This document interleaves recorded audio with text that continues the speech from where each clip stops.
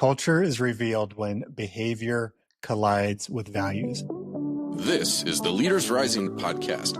Creating bigger futures, building thriving cultures. We believe you can become a leader worth following. Well, hey, Jeff, welcome back to the podcast. This has been an interesting middle of the summer kind of week for our team. Highs and challenges alike. It has been both. We've got people celebrating some new beginnings and excited to be traveling and enjoying summer. Life is heavy sometimes too, right? When we are working with friends and people, like life happens. And it's good to pay attention to the pulse check of your people and relationships. And you had a follow-up with one of our team members after a conversation yesterday that prompted, yes, that was a certain version of me. It was a little more raw and unfiltered. Well, I see the light at the end of the tunnel. Let's push through that. But that's a conversation that I think a lot of leaders don't have or don't maybe slow down enough to have. But it's really critical to pay attention to those details. Yeah, I think oftentimes we get into business mode and we're here to deliver. We're here to get the work done. And so we can just try to keep pushing things forward, even when people are maybe raw around the edges or they're carrying other parts of life in with them. And when we can just slow down enough to notice and acknowledge, that's going to create, actually stronger team bonds, strengthens trust, grows relationships. And I think we believe that leads to better performance over time as well. So I think both things can be true. But yeah, if we're moving too fast, I think that's a thing that you and I have experienced this week. Our summer has kind of gotten compressed into a week as we are both navigating some travel and family plans and things like that. And so just being gracious with ourselves, being generous with ourselves about what we actually expect, choosing to do what's important, and some things can wait. Yeah, I knew that was a reality for me, the schedule of this week, last week versus the next 2 weeks. I'll be out of the office the next 2 weeks. I knew that was coming for me, but actually hearing it, I knew your schedule coming up and a few others on the team. But I heard from more of our team yesterday as we kind of called this question.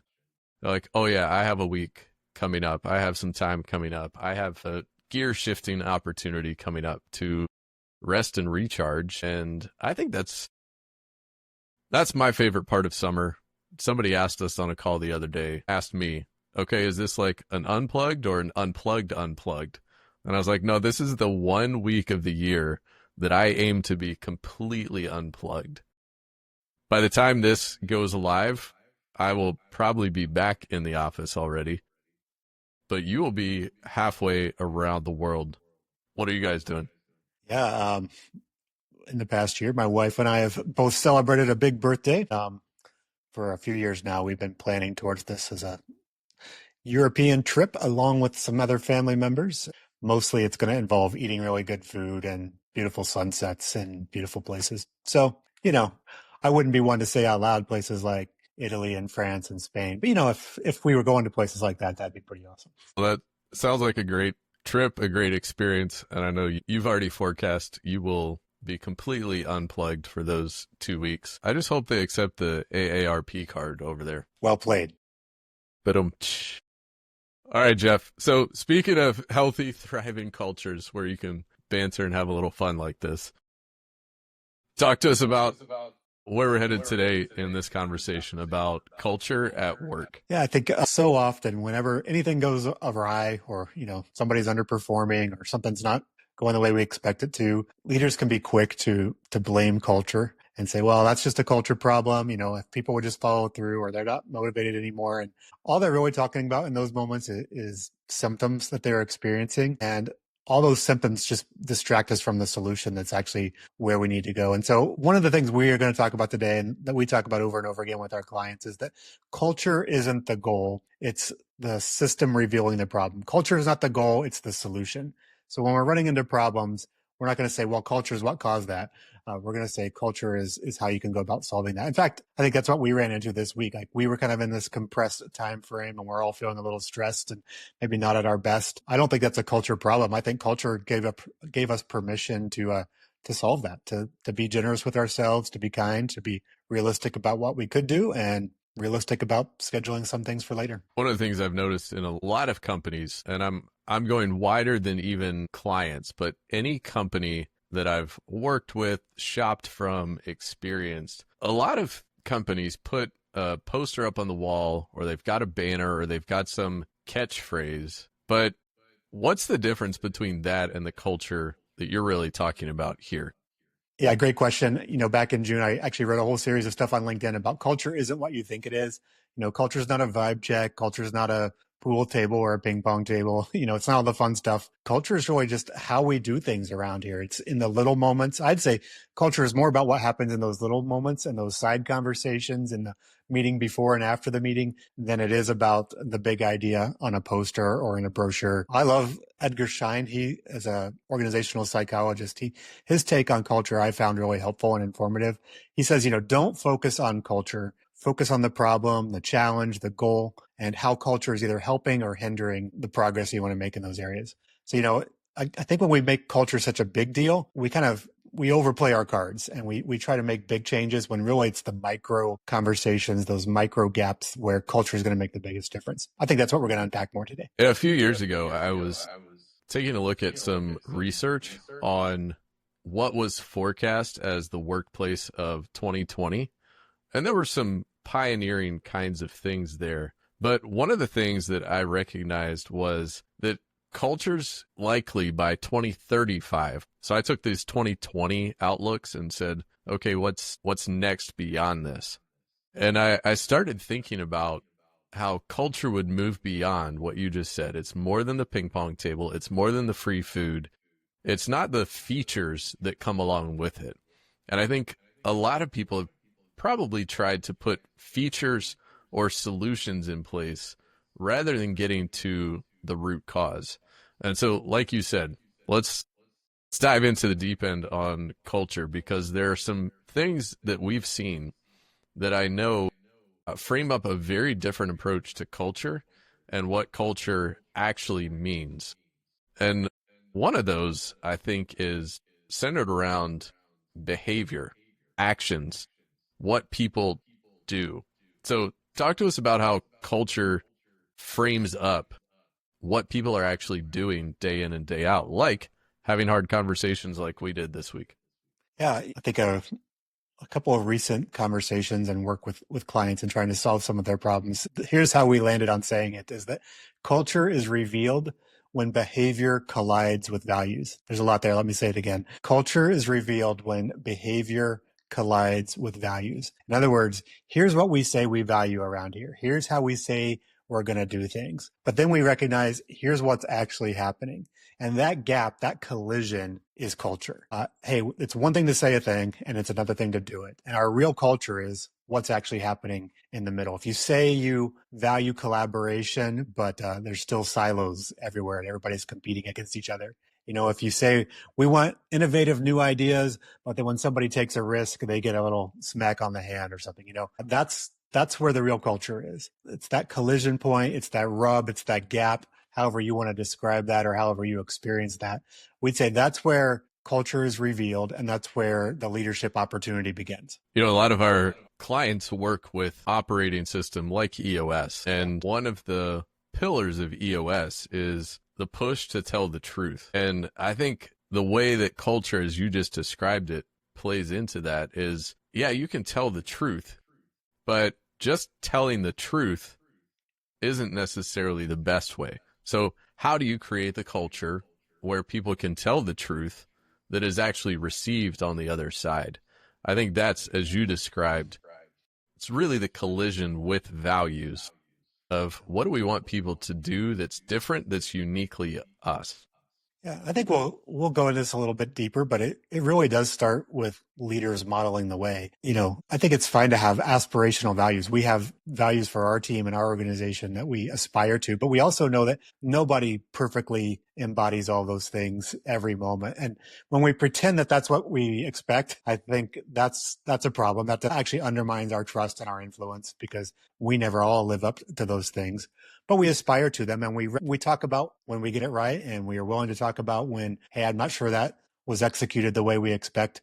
I think the key there is, I'd say it this way, don't footnote your culture. Don't say, here's what we value, but it's fine if you don't. Or, we value transparency. Well, unless it makes us look bad, don't tell that story. Or, we really care about our people unless they're underperforming. And then, let's just usher them out the door. We want you to have a work-life balance. We want you to prioritize your well-being, but we really reward the people who are sending the emails at midnight, right? So it's all that kind of stuff that are the footnotes, and every company and every culture has those. So if you think, oh, well, we don't do that, that's probably a footnote on your culture.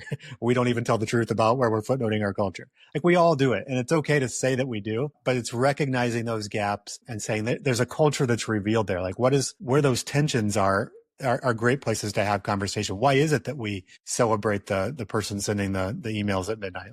What's going on there? Is there something that they're getting right that we want to talk about? What's the gap, and how do we frame up the culture conversation in those places? I think feedback is one of the examples that often shows us the truth behind what is culture actually, whether it's a leader's tendency or feedback from a customer. How do we attend to this? How do we respond to this? I've heard this a lot recently, and two examples. One came up from an organization that said, I think we are really nice, maybe overly nice and accommodating to our customers. And another company has just come out of the gates and gotten incredible 5-star reviews. I mean, this new upstart company, I think they're close to 25-star reviews, which is pretty impressive. And they have 20 reviews, so they're all 5-star. And I was sitting there thinking yesterday, what's the response going to be when they get their first one that's not 5 stars? And, you start thinking about that. To your point, we value transparency unless it makes us look bad. So do you hide the 4-star or the 2-star or the 1-star review? Do you report it to Google and try to get it removed from your listing? One of my favorite examples. Make snarky comments about them in reply. I've seen that approach too. Yes, the passive aggressive. Yeah. There's actually a really good story I posted on LinkedIn from Liquid Death. They had a negative review 5 years ago. And this guy said, "This is awful. You're just putting water in a can. Why is anybody going to buy this? You're not going to exist as a company in 5 years. And if you are, I'll give you $100. They remembered it. And 5 years later, they said, "Hey, Dave, we want our $100. So there's kind of the playful, not taking it too seriously, but truly owning, hey, is there something important here for us to work on? And that feedback loop is a big indicator of building a strong, positive culture. Yeah, I mean, I think that's true even for us, right? We want to create a world-class client experience. And so we are often asking for feedback from our clients. And, when somebody gives, negative or constructive or a 3 or 4-star kind of feedback, I love to have a conversation. What did they actually experience there? Why did that happen? Was that them misunderstanding something? Was there something we failed to do on our part? We don't need to footnote it. We need to understand it and, listen without judgment, and then learn and make a plan. And apologize if necessary. Absolutely. Those are all good cultural values. And that's really the important thing, I think, is culture isn't just a poster. It's not just a phrase. It's not something we create to put in our business plan documents when we're founding the company, but it really is about where the rubber meets the road. How and why do we do what we do every day? And how does that inform and influence our reactions and our responses? Speaking of where rubber meets the road, where have you seen this come alive in some of the clients that you've been working with recently? Yeah, this is a common thing that we have conversations about senior leaders. I'm thinking of, a recent manufacturing company.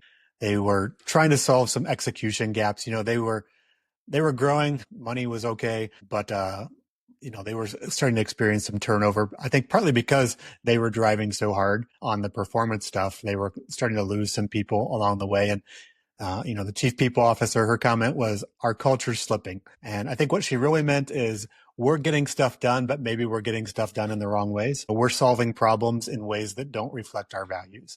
We're pushing people harder. We're maybe being more domineering than we need to be at times to get the results. And so, the question for them, is this a culture problem? They've got a clear strategy.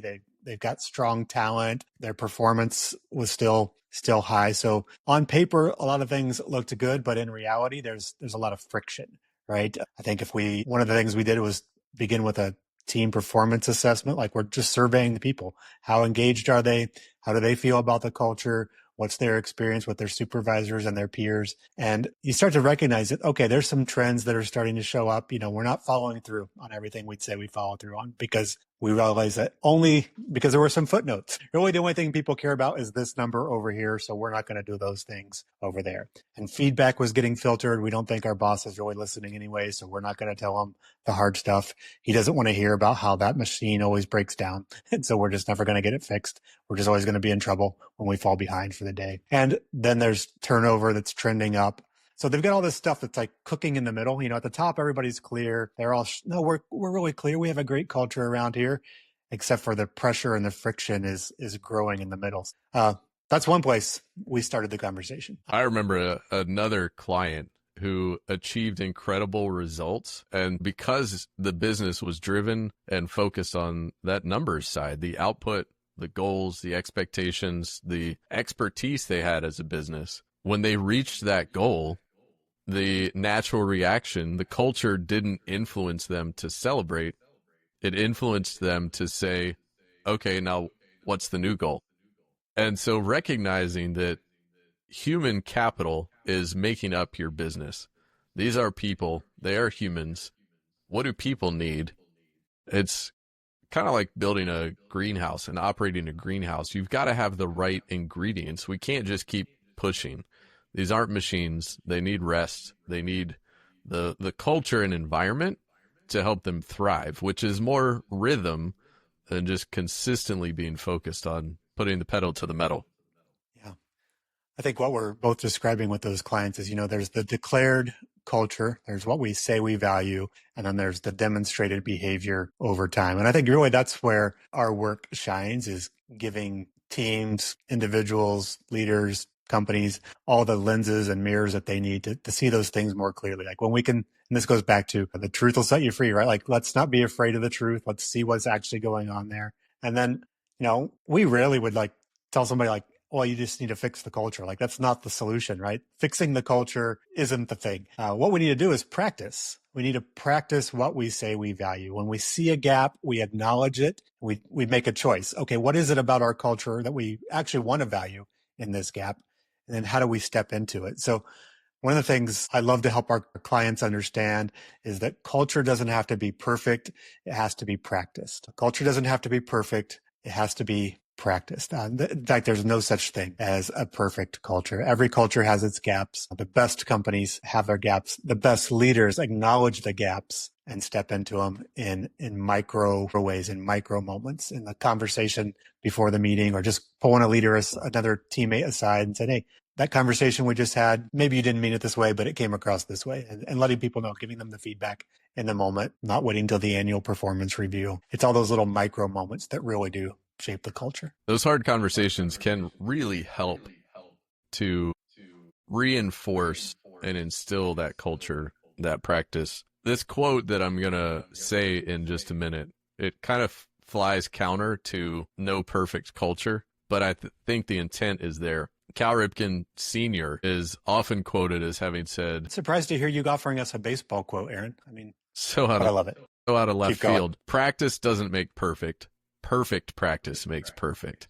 And I actually heard on a podcast recently, a former Orioles outfielder said he was in spring training one year, and a veteran outfielder from across the field yelled at him because he was just kind of loafing around, catching fly balls during batting practice and just lobbing the throw back in. And this veteran said, hey, come here. This is your opportunity to hone your craft. And so every repetition, every time you get to go through this motion, you get better. And I think that's what Cal Sr. meant, was your repetitions of doing it well and intentionally is what's going to increase your capacity. And so as we talk about culture, working through that process, that continued learning process, how do we continue to grow? How do we develop new skills, not just in the expertise of what we do, but in the day-to-day culture side, the people side, the relational side, that as leaders is really about bringing the best out of those we're leading. And so we've got to get good at that. Yeah, and we can't expect perfection from people, right? I mean, I think, again, we were talking about summer and calendars getting compressed. We've had some stressed team members lately, and my expectation isn't, oh, well, what's wrong with them because they're stressed, right? Like, I think there's a culture moment there, right? Like, hey, we understand that there are stressful parts of this. And so let's adjust expectations. Let's offer care if needed. And, those are the kind of like micro moments. Like, we're not going to just push you harder and say, suck it up because it's summer and you just need to work harder. Like, that's a cultural choice right there. And so, it's those little moments of, I see you're stressed. What's contributing to that? But can we help you reprioritize, rather than just hoping that they'll sort it out themselves? Just to be clear, we're not always talking about that stress impacting work when the stress comes from work. I mean, right. Just looking internally, so many of my challenges and what's been weighing on my mind, my heart, my shoulders lately are, storm damage around the house and home improvement projects and task lists and just things stacking up on the personal front and friends and extended family and things in that realm. So we're not always weighed down by things at work. And that's, I think, a key, that our culture has to give space for people to be people, because it allows us to be humans, not only 9 to 5 or whatever your working hours are each day, but 24 hours a day, 7 days a week, because that's where we have the kind of influence that truly makes a difference. And we've got to recognize that at work. I think that there's something counterintuitive in that too, because I think when I imagine a couple of leaders that I know would challenge us on that idea right now, because they're like, we know people are supposed to show up at work and we have high expectations and we want them to perform well. And I'm like, I agree. Like, we have very high expectations for our team, but I think you're going to get closer to those results when you treat people like humans, right? When we allow space to treat them as whole people and not just for what they can and can't do when they show up at work. There's probably a whole other podcast episode there. We'll talk about it more. There's plenty more to talk about. That's for sure. Well, we've covered a lot. Every culture has gaps. Nobody's perfect. It's human nature. It's the people that we work with. And leaders do truly have an opportunity to step into that gap. What would you say to leaders as they think about their own culture, discerning where they're at today, and how to take a step forward? Yeah, if you are a leader in an organization, and by that I mean if you have any influence at all, so that's almost everybody, right?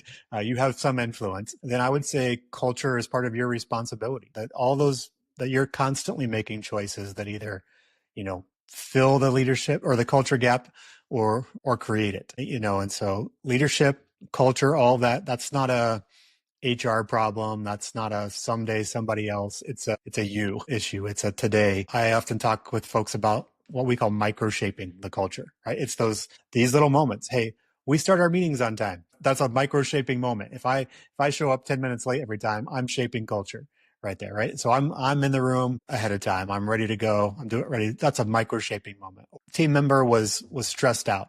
That's a micro shaping moment. Do I care or do I not care?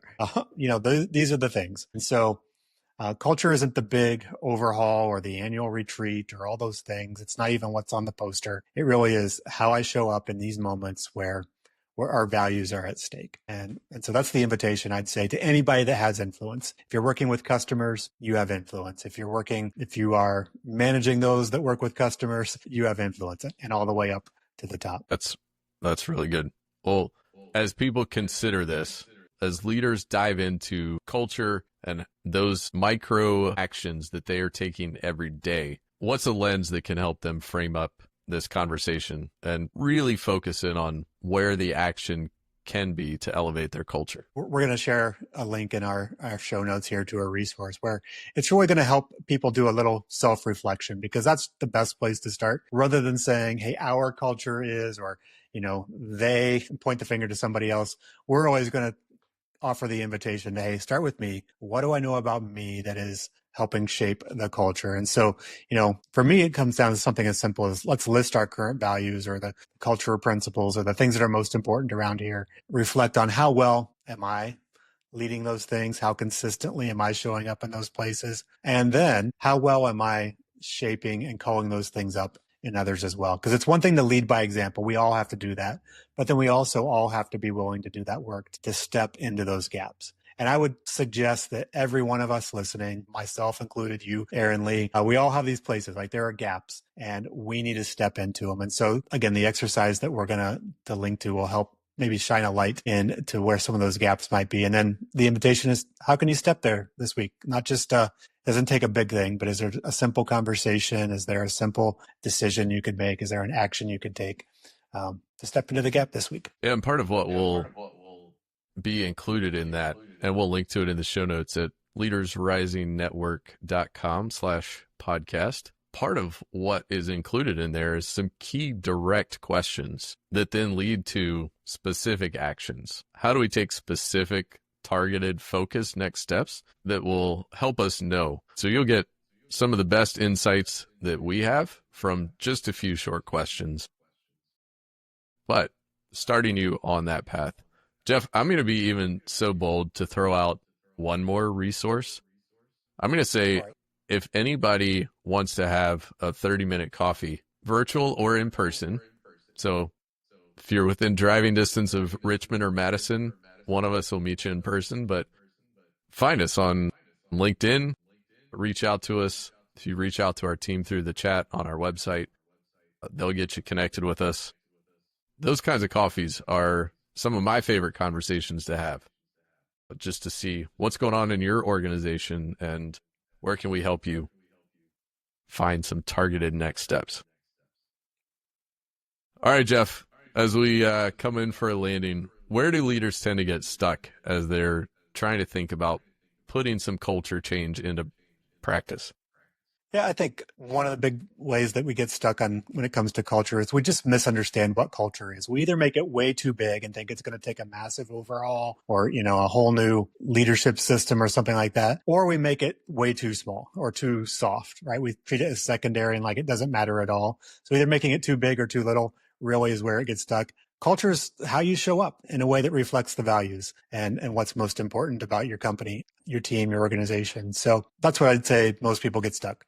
Just, hey, am I showing up in a way that's consistent today, every day, at the next meeting, wherever I'm going next after this podcast? And what's one bold step you would tell a leader to take this week? Well, I'm going to suggest a courageous one, okay? This will take some courage. Ask your team, assuming you're a person who has some influence, you're leading some people, ask your team, what's a current challenge where our culture isn't showing up the way we say it does? That's a scary question. But let me just give it to you again. What's one current challenge where our culture isn't showing up the way we say it does? And then here's the most courageous part. And then shut up and listen. Just wait and give people permission. Once you start to listen and you maybe listen without some judgment, I bet you'll see a new gap and an opportunity to step into it, because that's what the best leaders do.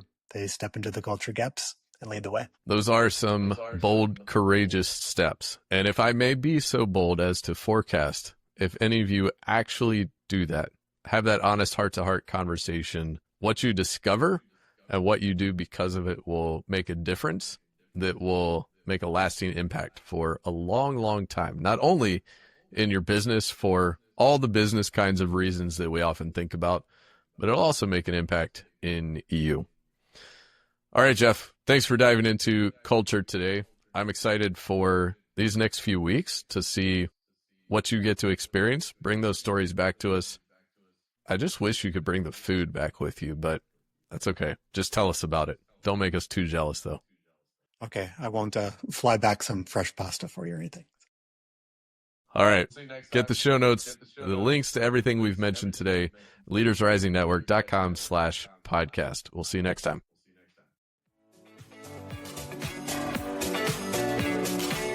Thanks for listening to this episode of the Leaders Rising Network podcast. Connect with us on LinkedIn or visit online at leadersrisingnetwork.com.